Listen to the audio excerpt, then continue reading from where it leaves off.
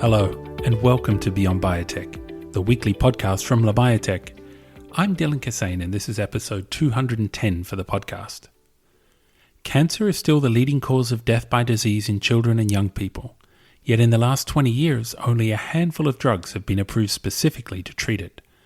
Most pediatric cancer treatments are simply adult drugs, repurposed, and often at real long-term cost to the children who survive. Today's guest is working to change that, and much more besides. Tony Hickson is Chief Business Officer for Cancer Research Horizons, the Cancer Research UK charity's innovation engine, responsible for turning early-stage science into new treatments, diagnostics, and startup companies. Tony's career spans big pharma, university tech transfer, and now the translational frontline of cancer research, and he's helped build dozens of spin-outs along the way. We'll talk about why charity and pharma need each other more than ever, and about See Further, a bold new push to finally build medicines made for children, not borrowed from adults. I hope you enjoy my discussion with Tony Hickson. Tony, welcome to Beyond Biotech. Hi Dylan, nice to be here. Thanks for inviting me. Tony, you've had a career that's been in all parts of the industry, big pharma, tech transfer, and now you're at a cancer charity's commercial arm. How do you draw a path like that together? Where did you get started? Well, I started out in the pharmaceutical industry. I worked for Wellcome, as it was back then, that later became Glaxo Wellcome, then GlaxoSmithKline. And I worked in the labs, and it was a great start to my career. It gave me a sort of structure. It put me through training, gave me exposure to biology and all the things I wanted to do. So it was a brilliant place to start, and a great social life, as it turned out.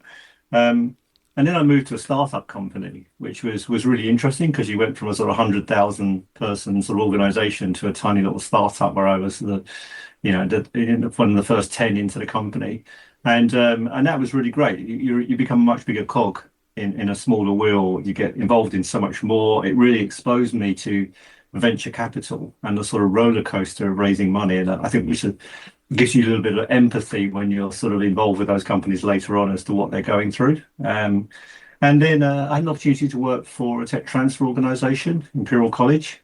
And that was fantastic to work there. I worked for Imperial Innovations. And with hindsight, there was some serendipity involved. I joined again an organization that was just about to embark on a really exciting journey of raising one of the first university tech transfer organizations to raise significant capital to list itself on the London Stock Exchange and to invest that capital back into university science. And I was very privileged to be able to go on that journey, be part of the management team, and eventually become a director of that organization. So I think it just goes to show that you don't always plan your career path, but exposure to lots of different areas can be really interesting along that way. And of course, now I've moved to Cancer Research UK. Yeah, so you jumped over from Imperial to Cancer Research UK. What made you want to take that jump from this university tech transfer office into a pretty disease-specific charity? Yeah, I mean, it's a combination of things. Obviously, the cause resonates. I think it resonates with everyone. Almost everyone, by definition, knows someone with cancer. I had a close friend that I traveled around the world with in my very early years backpacking, who sadly died to cancer. And that sort of, it makes it real for you. Also, sort of timing wise, it looked like a great opportunity. There was an opportunity to now. The charity is very ambitious. It's a great organisation to work for, and it really wanted to grow Cancer Research Horizons, its innovation group, and it really wanted to take that somewhere. And it gave me a unique opportunity to sort of get involved with that. So the timing was good as well. So you've got Cancer Research UK, you've got Cancer Research Horizons, which you just mentioned. Where does your job actually sit? Yeah, I mean, it can be sometimes seem a little confusing to the outside world, but Cancer Research UK is one of the world's leading cancer charities. It's focused on funding research, raising public awareness, and influencing policy. Within Cancer Research UK, we have a wholly owned subsidiary company called Cancer Research Horizons that we describe as a sort of innovation engine and a charity.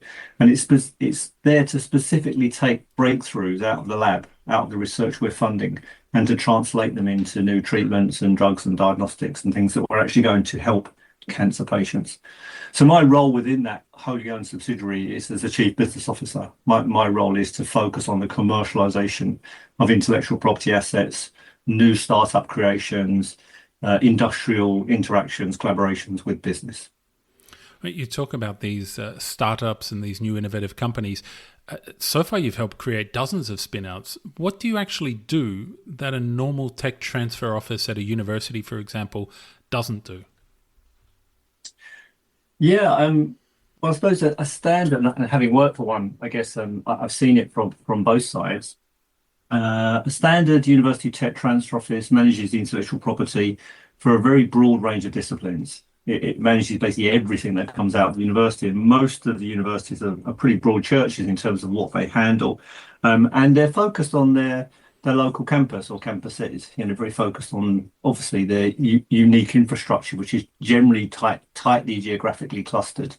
So they're sort of very tightly bound to a geography, but very discipline agnostic, looking very wide. When we were at Imperial, we were doing quantum in the morning and rockets in the afternoon and therapeutics in the evening. It's that sort of thing. You have to have a team and advice able to cope with that.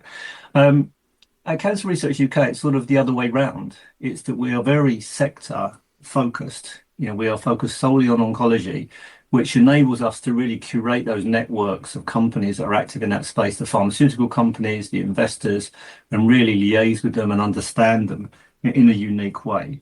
But we are nationally focused. So we don't have a single geography. Cancer Research UK is funding research across the entirety of the UK and increasingly beyond, international as well. So we have to be able to find and locate that intellectual property to form startups across the entirety of the UK. So it brings with a different challenge, but also a different set of opportunities. The other thing I'll say is that we don't just do intellectual property commercialization. We cover drug discovery. So we're providing drug discovery support. We have a team of over 200 people in white coats based in labs throughout the country that support academics with commercializing or developing new therapeutics for cancer, because often academia struggle to access that type of support. We have clinical trial management, so we can help move some of these early stage therapeutics into first in human studies. And again, that can be a challenging area to know how to do. We provide translational funding, so very early stage de-risking capital, which is often quite hard to get to validate these ideas before they are necessarily spun out or licensed. And we provide venture funding. We have a seed fund, £30 million balance sheet seed fund, that we invest in these startups to help get them off the ground. Now, there are a number of tech transfer offices that provide some of those services, but there are very few that provide all of them with such a sort of sector-based focus. So we tend to think of ourselves more like an active biotech partner or a collaborative co-investor. I'll finish by just saying, however, we have very good relationships with university tech transfer offices across the country. We have to work and do work with them very closely. We work together. It's a collaborative endeavour. And so with some of them, we work more closely, with some less, because they all have different levels of capability. Certainly in my sort of 20 years plus of doing this in a sort of tech transfer world, I've seen a big rising of the tide in UK tech transfer. And a lot of these university tech transfer offices are very good and very skilled at what they do. Tell me a little bit about how it all works in practice. If a researcher's got themselves an asset or a molecule that they're developing, or some sort of therapy that they think might eventually, with some support, work out, what's that journey like from where they're working at the university up to the point where they've got a company, a name, a board, and maybe some funding and support from you? Yeah, we sort of touched on some aspects of it, haven't we? I mean, firstly, not every idea is a spin-out company. So sometimes we're licensing directly to industry. Sometimes we're structuring a collaboration with a biopharma company. Sometimes we are forming a new startup. But let's just go with the sort of startup scenario here. What we would do is we spend a lot of time with the researchers kicking the tires on the idea initially. Do we all believe that it is truly novel? Can we find other people pursuing the same approach? Is this going to have a sort of unique angle to it compared to what's already out there? Then a lot of discussion about the commercial model. Should we license it? Should we spin it out? Should we collaborate with industry? And then often it's what is needed to then actually engage industry or investors.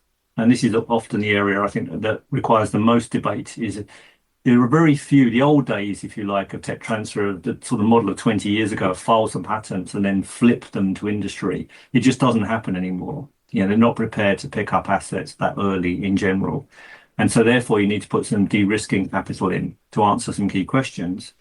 And the most important thing is to get early input from investors and to get experts, domain experts in the room who can work with the PI and with us to make sure we're doing the right series of experiments, the right validation work.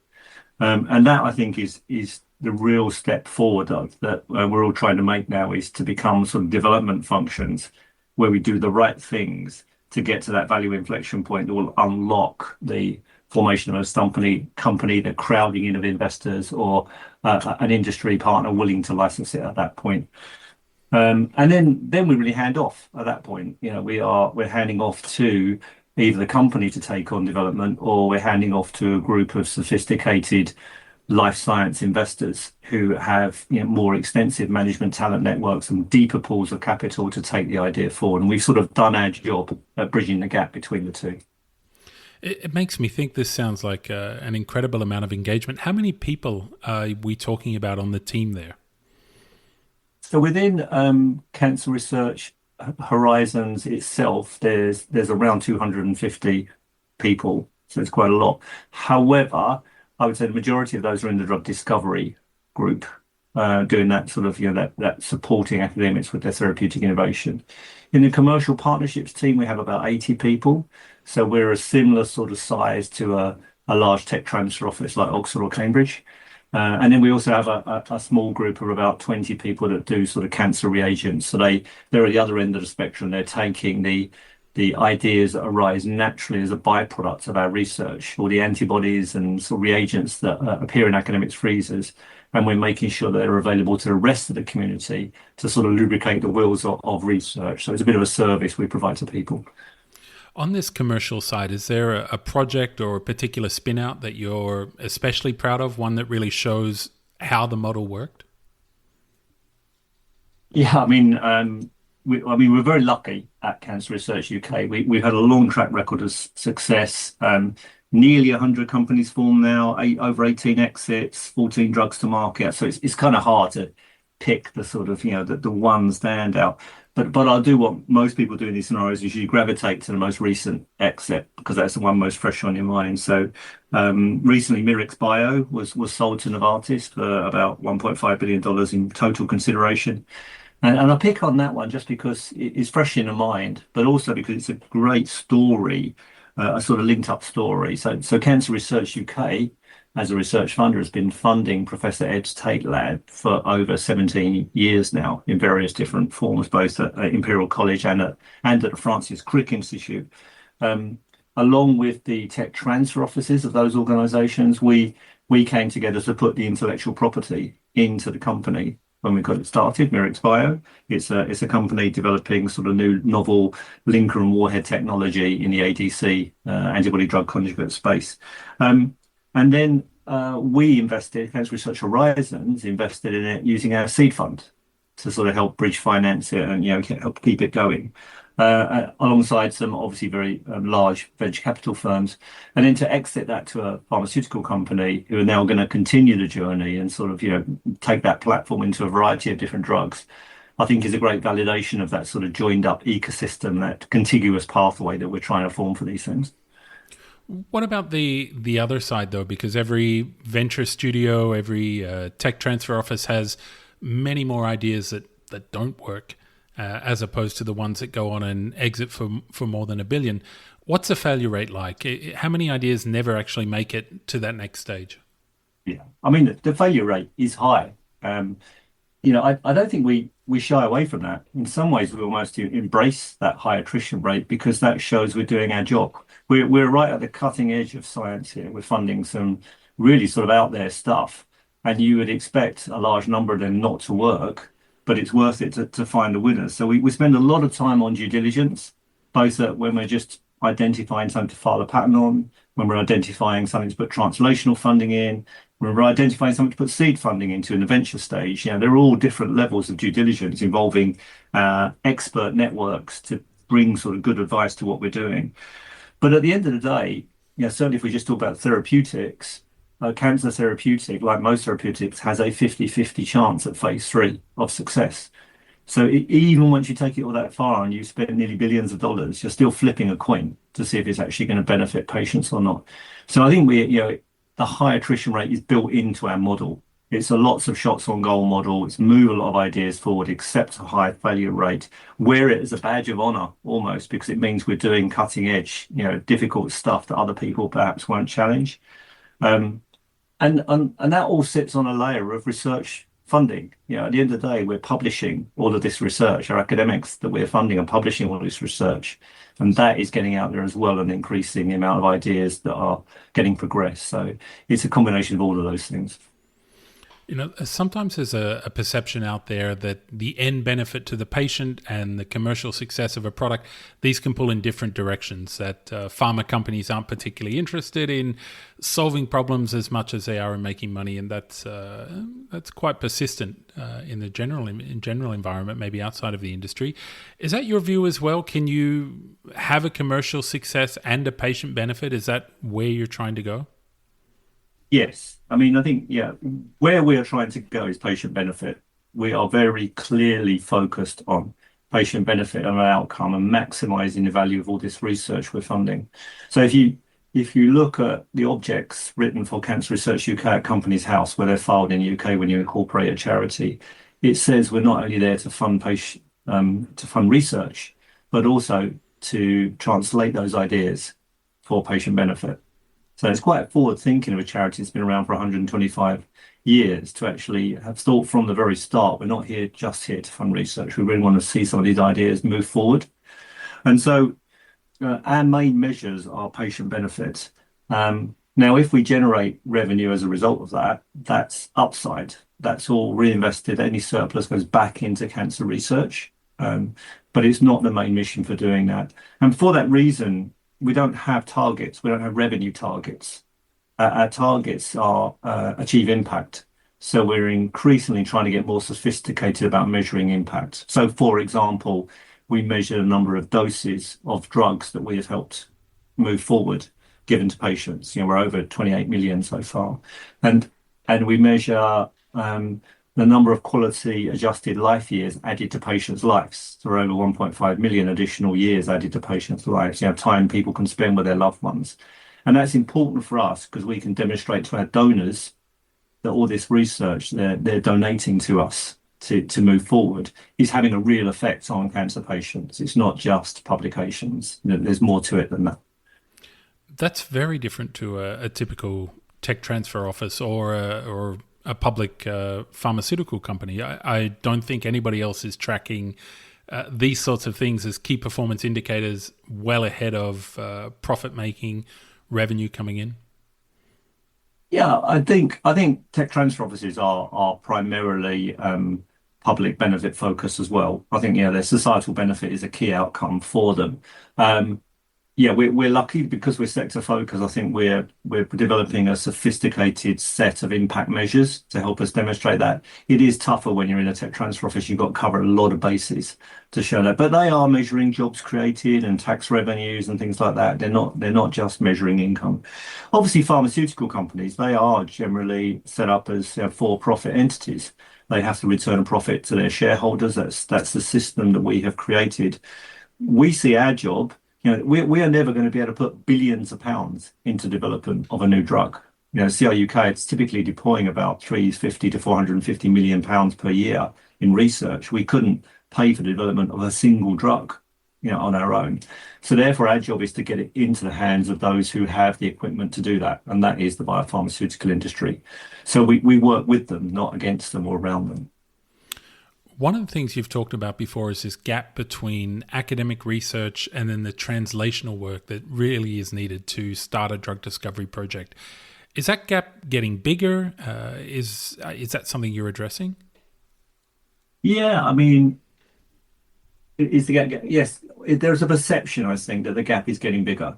Yeah, I mean, I think that what we've seen is that it's a buyer's market for the pharmaceutical industry. and that they are increasingly waiting to see biotechs get clinical data before they're prepared to acquire them later on in the sort of market.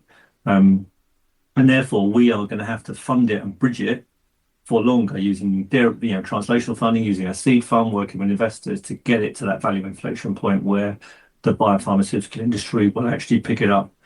I think the good news is at the same time, we are seeing a cultural shift in UK academia. We've all been, us and the universities have all been investing a lot of time in entrepreneurial programs and accelerators and things like that.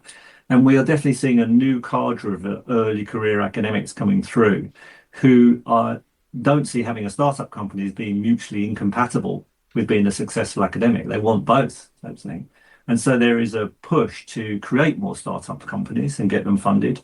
And many organizations like us are reconfiguring themselves to be venture builders and have seed funds and venture funds associated with them and to move these ideas forward so that we can bridge that gap that has got bigger.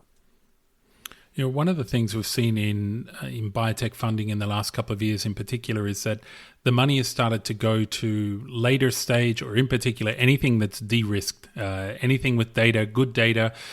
What does this mean for that science that could be really, really promising, but is still maybe too early? Do they come turning to a group like Cancer Research Horizons? Yeah, I mean, I think we're trying to bridge that gap. So the combination of having funding, but also capacity. So the example here I would say is in our clinical trial networks. So if we're going to move it far enough for the pharmaceutical industry to engage, we're probably going to need human clinical data. In that case, working with CRUK, there's a real benefit because we have our Centre for Drug Development that takes things into first in human studies.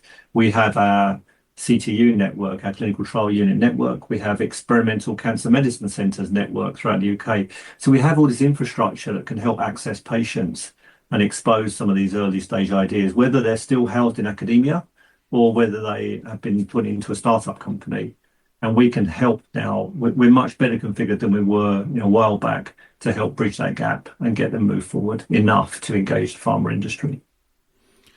One of the things that stands out about a charity doing this sort of work is that some people might say, look, it's a charity. You shouldn't be acting like a venture investor. You shouldn't be risking money. You shouldn't be making bets that aren't going to pay off.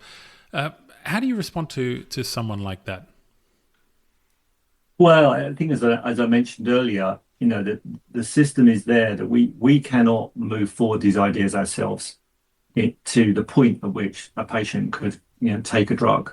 It requires industry with deep pockets in order to do that.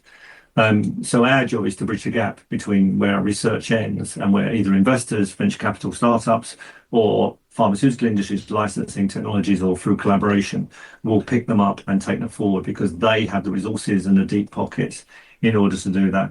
So we've got to work with those type of industries and find a way to work with them. And we do work with them, I think, very well. We know how to do this. We've done many, many license deals, hundreds of license deals, nearly 100 startups. We've done this a lot. They know us.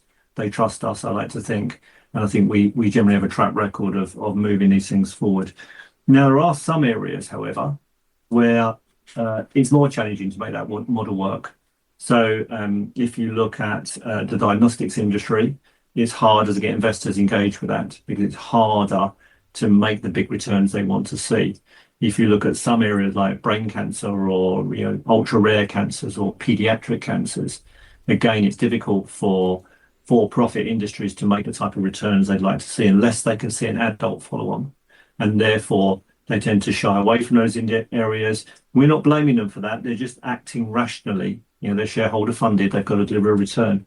So what we have to do as a charity sector and government sector is work together to find other ways to move them forward. And there's a number of new sort of models developing in those markets there where you could actually conceivably take a therapeutic medicine all the way to patients without actually ever involving a pharmaceutical company.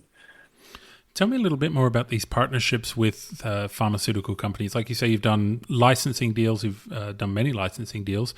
What does it actually look like to have a partnership between a charity or Cancer Research Horizons like yours and a pharma company? How do you actually work together?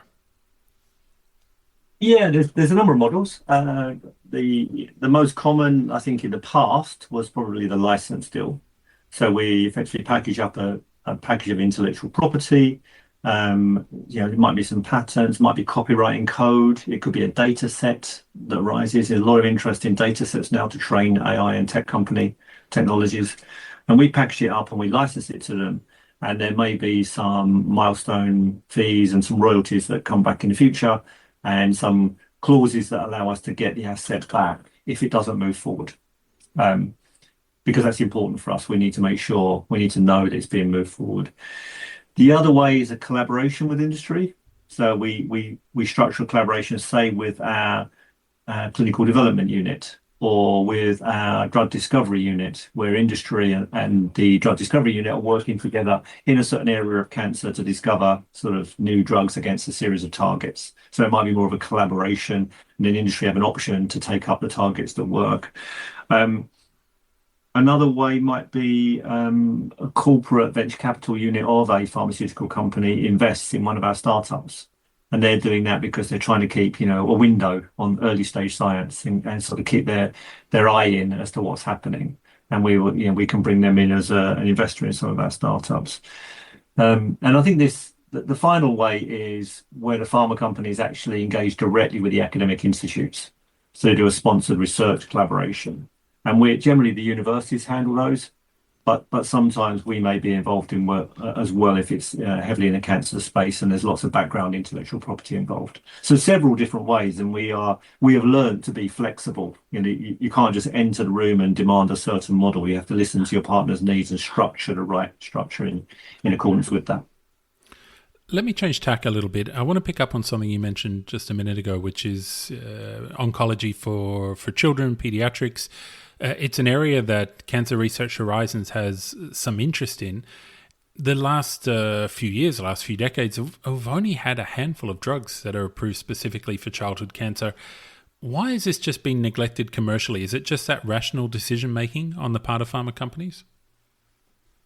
Well, yeah, I think it is. I mean, I know the data is in the last 20 years, there's only been 9 approvals exclusively for children from the EMA and the FDA in the USA. So that compared to 60 adult indications alone in a single year in 2024. So, there is a real dearth of new medicines being developed for pediatric, child, and young people's cancers. And the reason for that is that they are generally small patient groups. They're very difficult to actually drug. Much of the biology here is developmental. I mean, children are not small adults. They are still developing. So their biology is different. And a lot of it is very complex. There's fusion proteins and transcription factors and all sorts of things involved that are traditionally difficult things to hit with a drug. And then, of course, there's just the market size type thing. Many of these conditions are also, by definition, rare conditions. Now, sometimes you see some great successes, like the day one sort of story, where there is an adult follow-on to that. So you start in the pediatric cancer and then you can progress into adults. And there's a commercial case to be made for that. It's a sort of orphan drug story. But sometimes there are tragically a number of childhood cancer conditions that just don't have an adult follow-on. There will only ever be in that market. And I think that's where we're very interested as a charity in trying to help, correct this broken market problem. I want to ask a little bit more about one of these companies, which is See Further. They've got 2 therapeutic programs at the moment, CF012 and CF033. What are these programs trying to do? What are they focused on? Yeah, so just to be clear on that, See Further's not a company. It's a joint venture between ourselves, Cancer Research Horizons, UK, LifeArc, that's another charity in the UK, and they're focused on rare diseases, and Great Ormond Street Hospital's charity, which clearly is focused on pediatrics. So we've all come together and put some money on the table and some support and people and teams to try and move forward some ideas in this space and really put a bit of pressure on the system, because you end up caught in a cycle where, because there is no market for them, there's no impetus to start development of them. and then nothing happens. So we're trying to put some pressure on the system at the start to say, well, actually, we are developing some molecules here. They're novel, and we need to find a route forward for them. So let's sort of embrace that challenge and move forward with that. So see further is that joint development. It has raised about $50 million so far and announced the funding of two programs, but we have several more that we're currently sort of homing in on. We'll almost certainly will announce more before the end of this calendar year. The first two programs, one is developing a drug against Ewing sarcoma, which is a sort of bone and soft tissue disease primarily in children. It's with ourselves, the University of Virginia Cancer Center, Dana-Farber, and Mass Brigham in Boston. And we're trying to develop a new sort of small molecule, first-in-class small molecule for that. And what we offer with See Further is it's not just here's a grant, go and do it. We're offering our drug discovery capabilities alongside the funding, alongside the biology capabilities within those universities. So it's really trying to bring it all together. The other program is slightly different. It addresses several different types of childhood cancer, and it's with a company, actually, Myrix Therapeutics and the University of Southampton working together. And it's an off-the-shelf cell therapy format. So we're trying a very different type of approach, looking at sort of trying to address some of the limitations in that therapy area. Is it more difficult to find the academic researchers in the first place who are interested in childhood cancers just because of this commercial, this lack of commercial appeal? Yeah, I mean, I think, the paediatric oncology community is a very tight-knit and very well-networked community who do an amazing job. They're incredibly good at engaging with patient advocates, and they're highly impassioned people who really want to fix this market broken problem here. So they're all looking for different solutions. And certainly we feel very embraced by that community and bringing new ideas, expressions of interest to us and trying to move things forward. But I think, they would admit along with us that community is still relatively small in the grand scheme of things. And that means there's only a select number of new start points for therapeutic medicines for us to sort of harvest and mine and move forward. And there's lots of challenges in developing those medicines. So I think it's important that we focus both on the academic community as a source of new ideas, but also on industry, on biotechs and pharmaceutical companies who may have stalled or shelved assets. So maybe for a pharmaceutical company, they've stopped development of something because they don't consider the market to be big enough, but we could help them move it forward. Or it may be for a small biotech company that their venture capital funders are focusing all of their efforts on their lead molecule in a certain indication, and their number 2 and number 3, which could be great in childhood cancer, are being sort of neglected a bit. Again, could we help get that out, structure a deal, move it forward? So I think that whilst it can be challenging to find some of these ideas, I think that there is still plenty of scope for us to move forward a number of exciting programs. You've described See Further in the past as a child-first approach to discovery and development, rather than just adapting adult science. And you mentioned children are not just small versions of adults; they're very different biology. What does that actually mean in terms of mindset, and what sort of practical impact does that have on the science? So, I mean, I think there's child first and child only, and See Further will do both. But what we won't do is adult only. So we are child first is child only is of particular interest to us because as a charity, we are uniquely positioned, and as a group of charities with GOSH and LifeArc to take on the risk of moving these things forward and find novel ways of getting them funded and novel access to clinical trial structures and things like that. And frankly, it's very unlikely that industry or venture capital will ever take forward some of those sort of niche conditions. Child first is also of interest as well, because the incentives that have been created by governments, which are great to see, have not always worked in terms of getting the biopharmaceutical industry to run pediatric trials either alongside or shortly after the adult ones. There's a very large historic delay between starting a pediatric study and the adult drug reaching the market. Most of the time, the adult drug actually reaches the market well before they even start the first paediatric study. Some recent legislation changes in the US have helped start to correct that, but there's still sort of more to be done there. So I think we are very interested in that child first model in terms of building a portfolio alongside the child only model. And you want a mixed portfolio of both, really, because that maximizes the chance of seeing success, and it maximizes the chance of us leveraging more money for seed further in the future, because we're going to need more than $50 million. We're going to have to raise money against this. We need philanthropy and industry and other people to gather around it and sort of believe in the cause we're trying to create. So what does success look like then for See Further if we're thinking 5 years ahead, 10 years ahead? Yeah, I mean, I think we want to see a science-led portfolio. So the first task is to create, a portfolio because of this attrition problem we've spoken about before.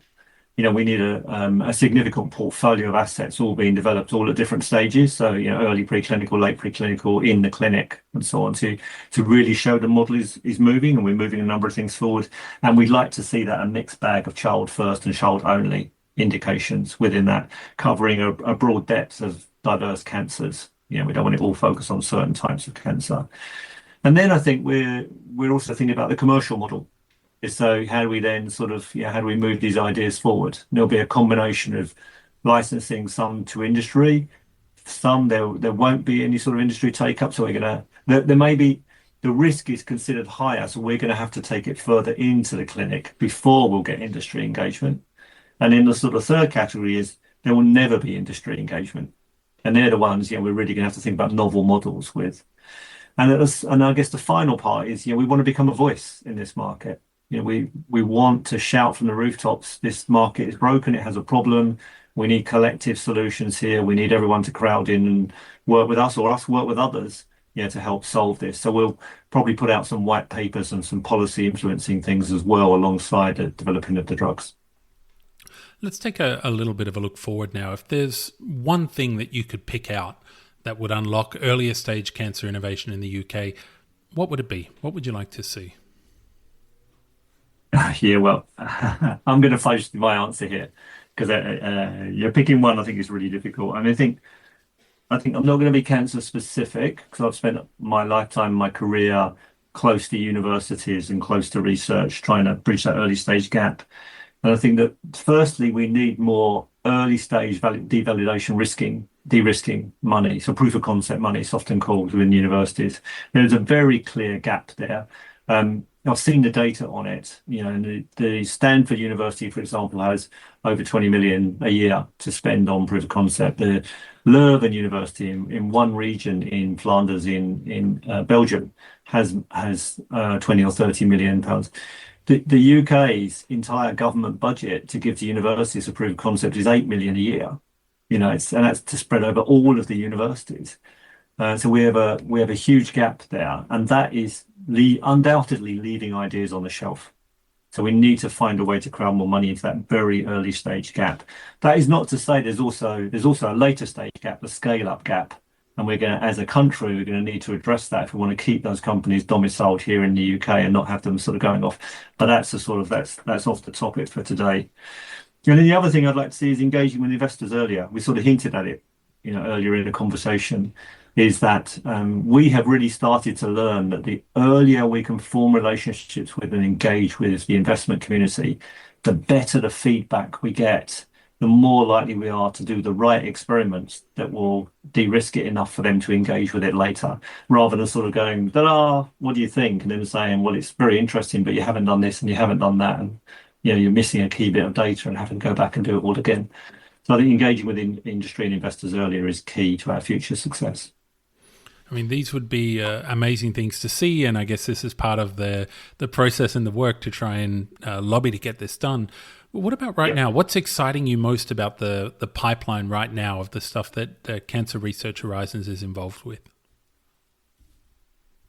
Well, yeah, I mean, it is fair to say that we genuinely feel like this is a golden age for oncology. I'm sure maybe people have said that before, but it does feel like it to us where we are at the moment. We're seeing some really amazing advances here. So I think not only a combination of amazing technology advances, but a real upping of the clock speed. Maybe it's the sort of effect of China and the fast followers. Maybe it's the effect of AI. But there is certainly the pace of innovation is speeding up, and we're seeing more and more sort of big advances. So, for example, AI unlocking alpha folding, protein folding, CRISPR, and that sort of exquisitely precise base editing, the use of genomics. Now we're moving away from treating cancers by indication and moving to treating them by genetics. That sort of targeted thing, moving from blunt instruments like chemotherapy and radiotherapy to targeted therapies like ADCs and radioligand therapeutics. That's the future. Safer and kinder treatments, not just better targeted. And if you look in our own portfolio within CR UK, we're really seeing some cutting edge stuff starting to emerge. Now, whether it'll make it or not, we don't know. But we're seeing things in extra chromosomal DNA. We're seeing exon poisoning. We're seeing condensates and intrinsically disordered proteins. Really cutting edge science that hasn't yet been fully proven, but could be really interesting. And that's our job, is to go after those sort of, interesting areas and try and get ahead of everyone else and try and get those things exposed and then see which ones win ultimately and get out there. And we've certainly seen that. We've seen a whole host of what were previously considered undruggable drug targets now, KRAS and things like that, being targeted. And I think we're going to see some of the other big stalwarts, glues and degraders, things like that coming on that are really going to open up our toolbox to the ability to hit different targets in oncology. It's genuinely a really exciting time. For researchers who are listening today who might have something that might be worth translating or would like to work with you, or for people who want to come in and get you some more cash as well, that would be nice. What are the sorts of steps they can take? Where can they find you? Where can they learn more about you? Yeah, I mean, the best thing is look at our website, Cancer Research Horizons. It deliberately goes into detail about all our contacts. So you can see every single person in the organization is profiled on there. There's contact emails, there's telephone numbers. We deliberately try and make ourselves open for you to approach. You can approach our ventures team if you're interested in seed funding. You can approach our search and evaluation team if you're interested in filing patents, see further. We segment ourselves as well. So you sort of hopefully it's pretty clear who you need to go to. And I would encourage you to come and talk to us. We get lots of approaches from companies who are just saying, can you help us understand the UK scene in cancer? Can you introduce us to different people? We're always happy to help. Tony, it's been great talking to you today. Thank you for joining us on Beyond Biotech. Right. Thanks, Dylan. Enjoyed it. That's it for this episode. Don't forget to check out all the latest news and analysis at Labiotech.eu. I hope wherever you are in the world, you have a great week ahead. Thanks for listening, and I hope you'll join us again next time for another Beyond Biotech.